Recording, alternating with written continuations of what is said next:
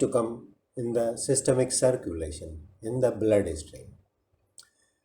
Now the principles, the ability of drug to cross the cell membranes will determine whether drug will be absorbed or not. For the drugs administered IV, the absorption is believed to be 100%. It means there is complete absorption of IV given drugs because total dose of the drug reaches the systemic circulation as we inject directly inside the veins in the circulation by IV route. Now the drug has to cross the biological membranes. For example, if the drug is given in the by the oral route coming in the GIT,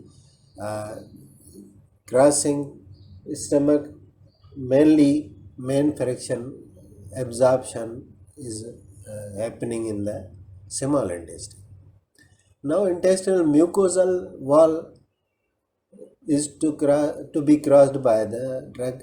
Then capillary wall is to be crossed by the drug. So these are the processes by which the membranes, capillary membrane, the mucosal membrane are to be crossed. For example, any biological membrane, for crossing the membranes, these are the procedures: passive diffusion, filtration, facilitated diffusion, active transport, and pinocytosis. We'll look at all one by one.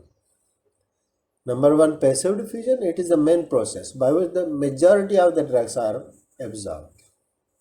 More than 90% drugs cross the biological membranes by the passive diffusion. In this process, drug passes from higher concentration to the lower concentration. It means initially the drug, all concentration, whole of the dose is at one side of the membrane which is to be crossed, and on the other side there is zero concentration and there is the maximum concentration gradient. This gradient gives the force to the movement of the drug. Now this diffusion, passive diffusion, also known as simple diffusion, it depends upon absorbing surface area, lipid solubility, and concentration gradient.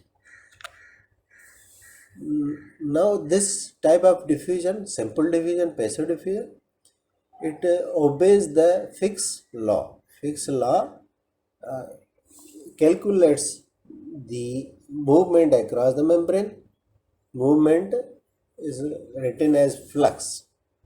Molecules per unit time equals to concentration, drug concentration at one side of the membrane, concentration on the other side of membrane are multiplied, and product is multiplied by area and permeability coefficient of that drug divided by thickness of the membrane to be crossed. This is the formula. This gives the calculation of the movement across the membranes. It means movement across the membranes gives us the idea about the absorption. According to this law, when the concentration gradient will be greater, the absorption will be greater. When the surface area will be greater, the absorption will be greater. And when the membrane to be crossed is thicker, the absorption will be lesser.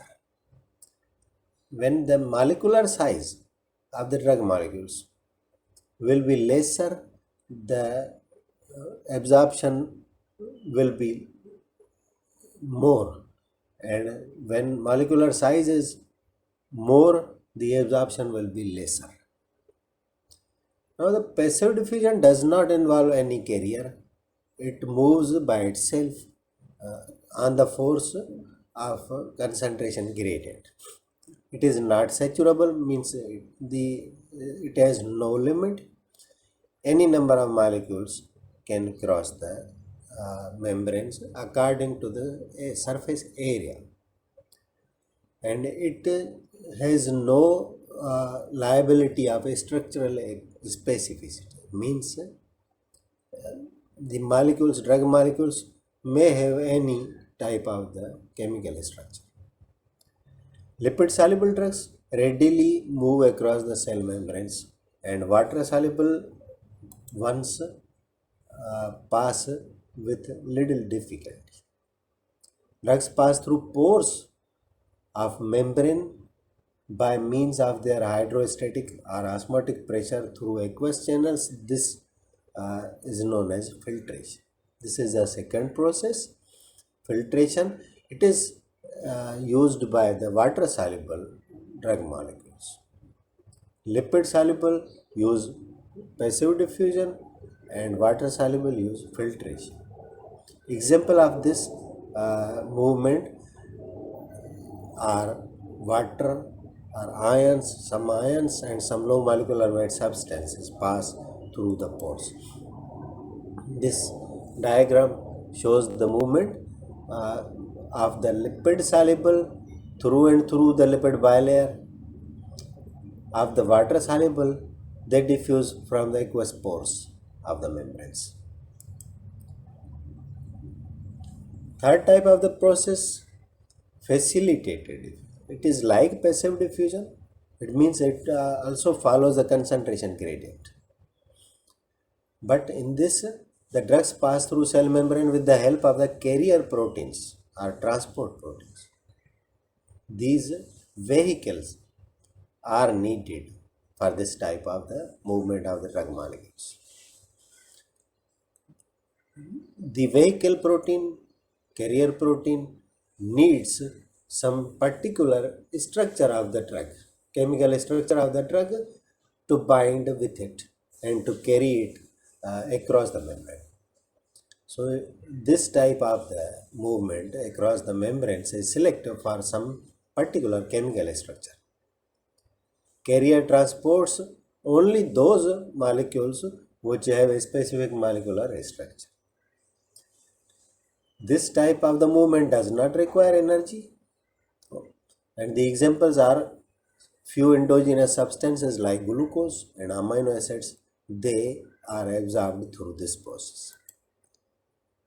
Number 4 process, active transport.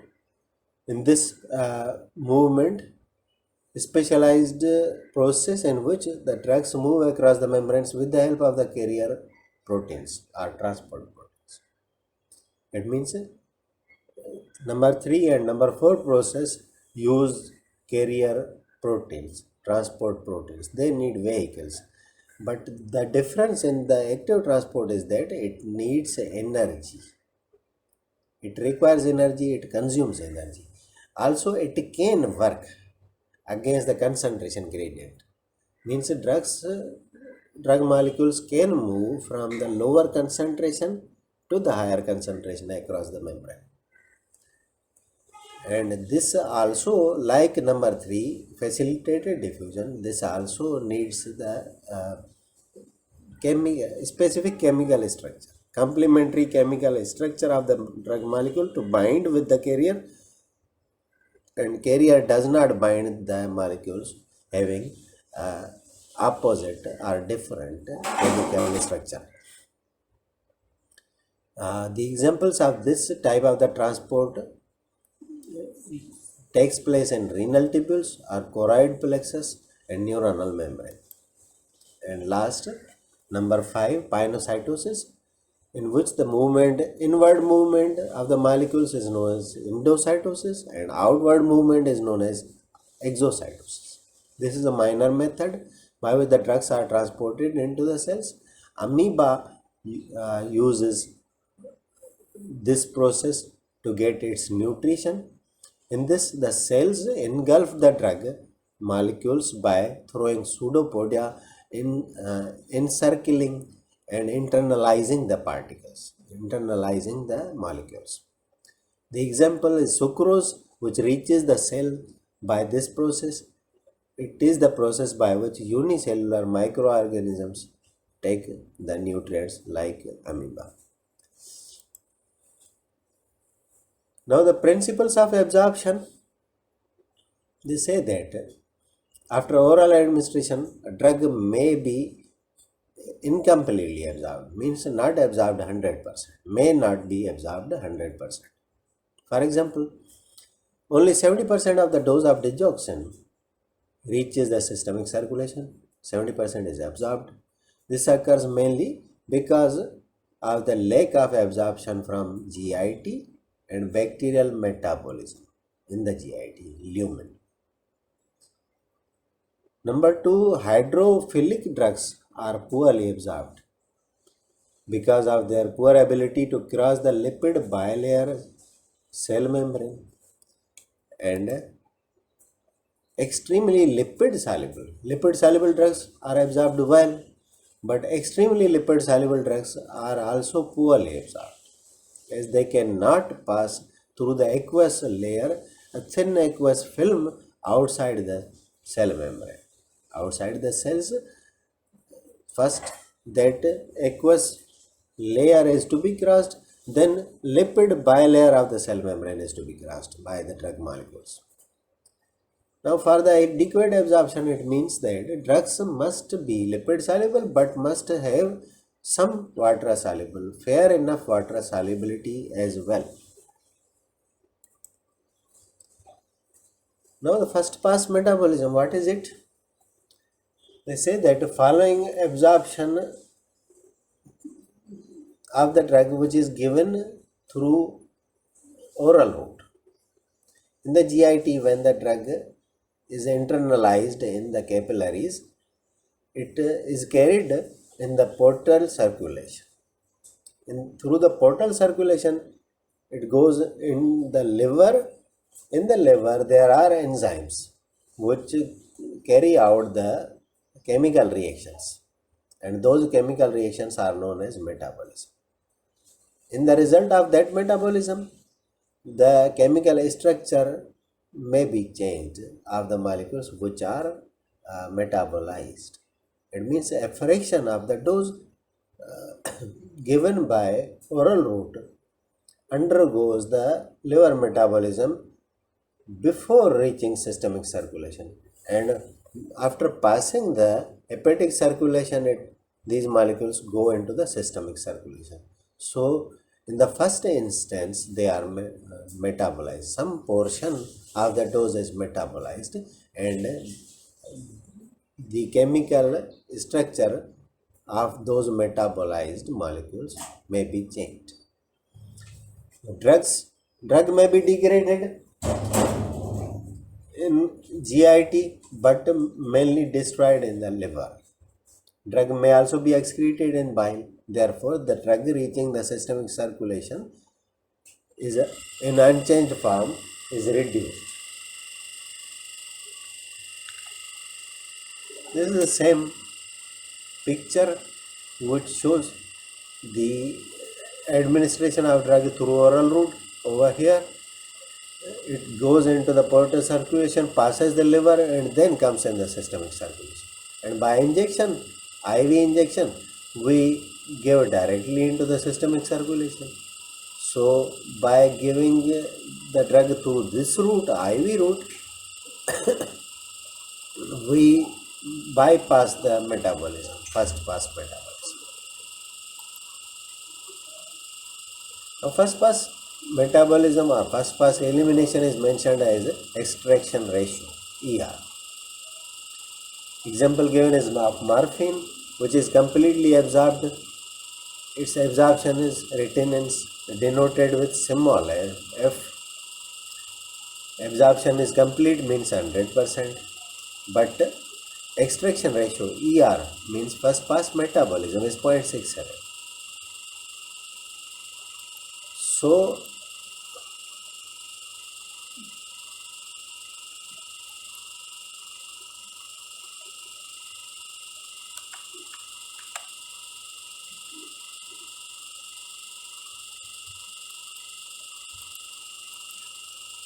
factors affecting drug absorption.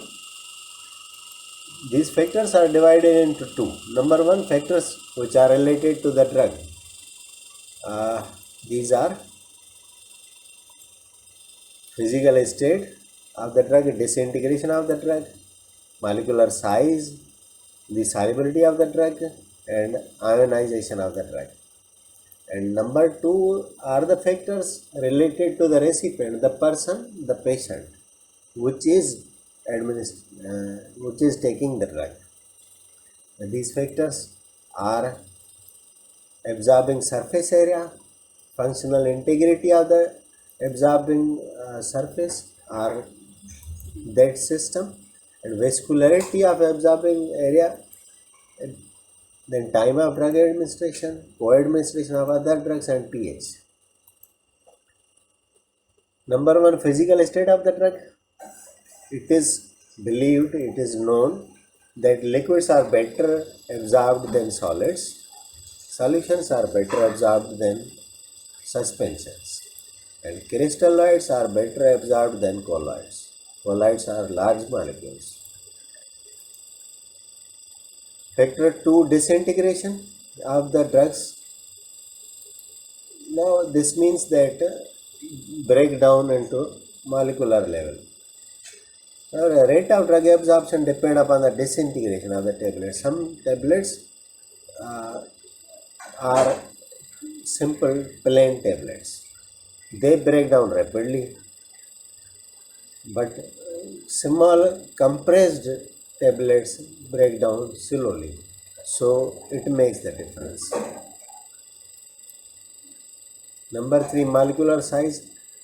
Large molecular size means lesser or slower absorption. Drugs with molecular weight more than 1000 will not diffuse easily through cell membranes, and smaller molecular weight drugs in between 10 and 1000, they pass the cell membranes quickly, easily, conveniently. In general, larger molecular size of the drug particles, lesser will be the absorption of the drug, and vice versa. Number 4, dose of the drug or concentration of the drug. As majority of the drugs is absorbed by the passive diffusion. I said almost 90%, more than 90% drugs are absorbed by passive diffusion. That diffusion is concentration dependent. So larger the dose, higher will be the concentration gradient, and more will be absorption, quicker will be absorption. Lipid solubility, as it is widely known, higher lipid solubility favors the drug absorption, but extremely lipid soluble drugs cannot cross the aqueous phase outside the cell, and they are absorbed very little. For better absorption, the drug should have good lipid solubility, but it should also have the sufficient water solubility as well. Now factors related to the recipient. Surface area. Larger the surface area, better will be the absorption. Absorption from intestine and lungs is always better due to the large surface area of these two media. In the villi and microvilli give the good surface area in the intestine, and alveoli give the vast surface area to the lungs. Reduction in the surface area due to the disease or surgery will reduce the drug absorption. Now the functional integrity of the absorbing surface means diseases make the difference. Drug absorption is decreased in the presence of GI diseases like diarrhea, malabsorption syndrome. Number 3, vascularity. As for the absorption, the drug has to come into the circulation. So better the vascularity, better will be the absorption. Increase blood supply to the absorbing surface increases the drug absorption. The drug absorption is low in cardiac failure because of the reduced perfusion of the organs due to the cardiac failure. Time of drug administration, the fourth factor. If the drug is taken orally after meal, then drug absorption through GI route is slow because it reduces the gastric emptying time. It delays the gastric emptying.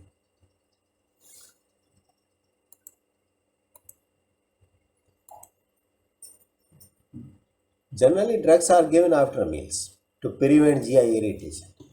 But some drugs are particularly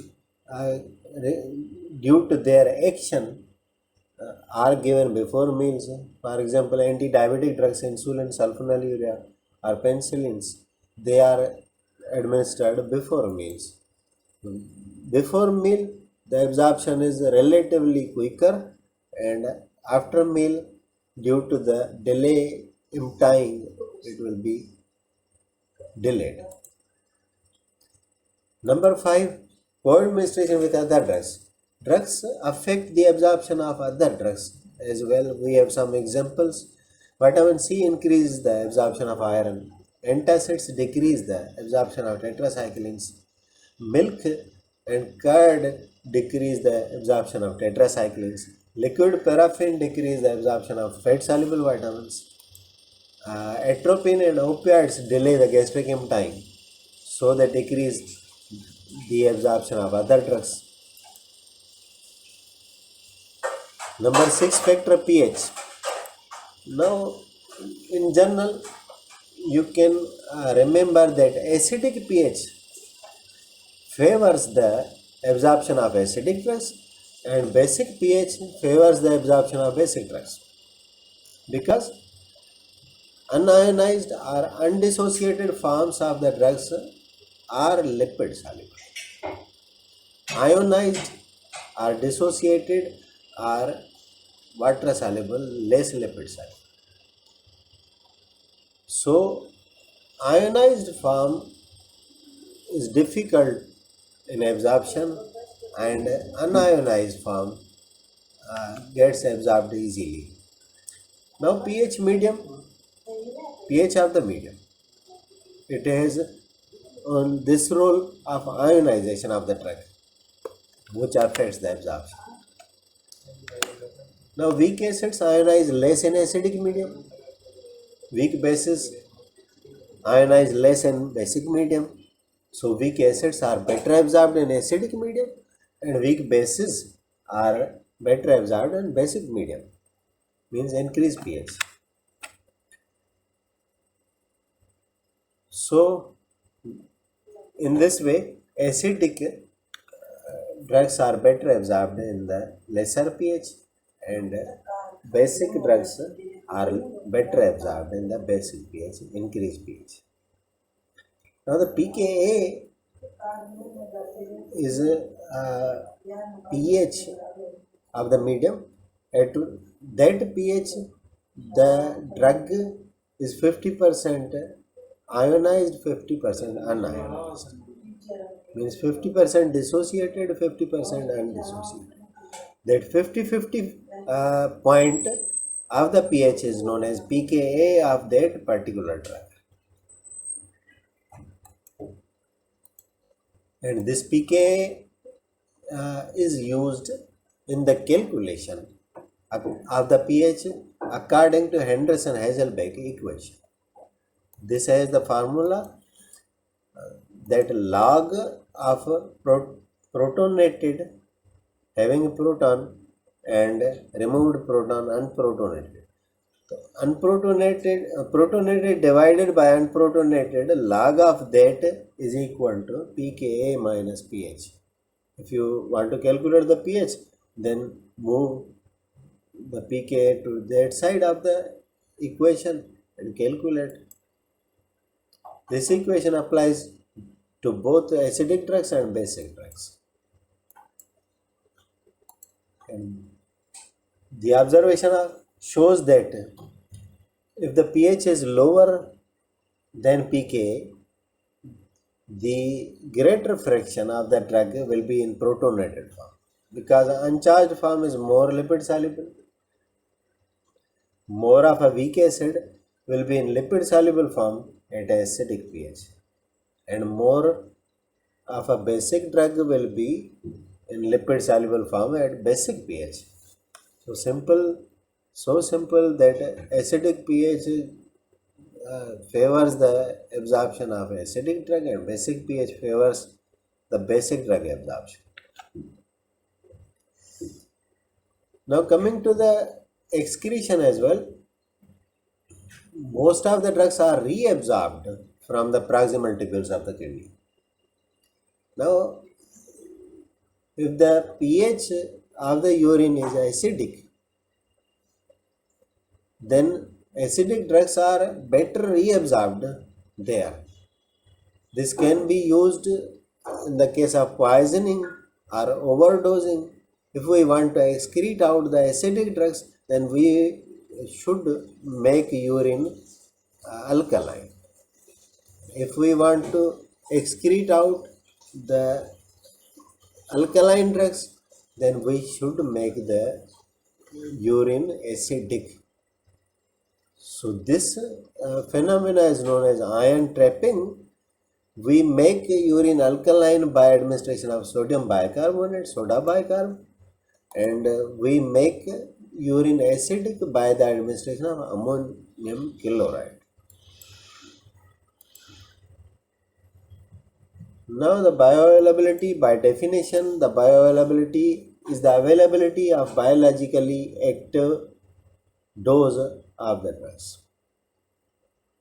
Or in other words, bioavailability is the fraction or percentage of the drug in active form or unchanged form, which reaches the systemic circulation following the administration by any systemic.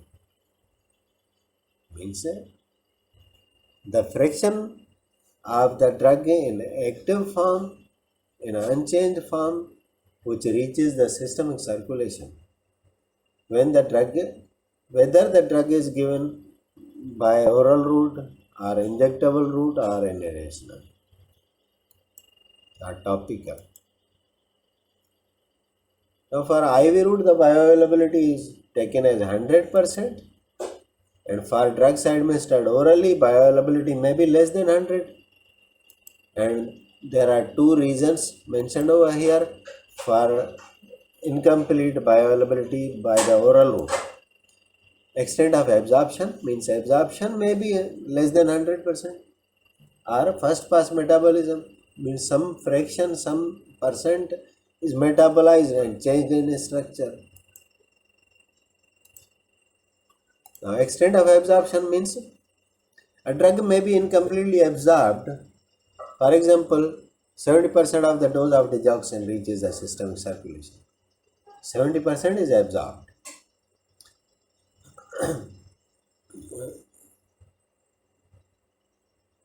This occurs mainly due to the lack of absorption from GIT and bacterial metabolism.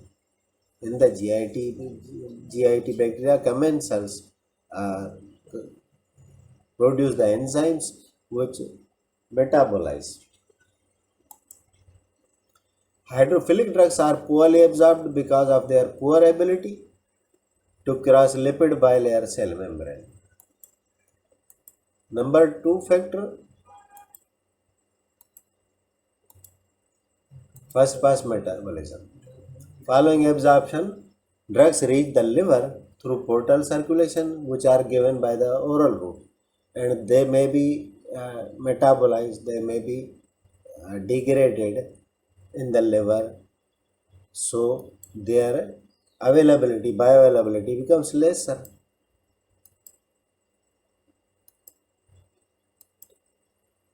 The effect of first pass metabolism on bioavailability is expressed as extraction ratio. Clearance of the liver divided by hepatic blood flow gives us the extraction ratio, and this ER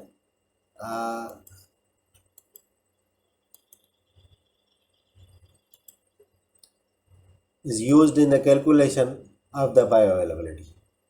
Bioavailability is expressed in capital F. Small f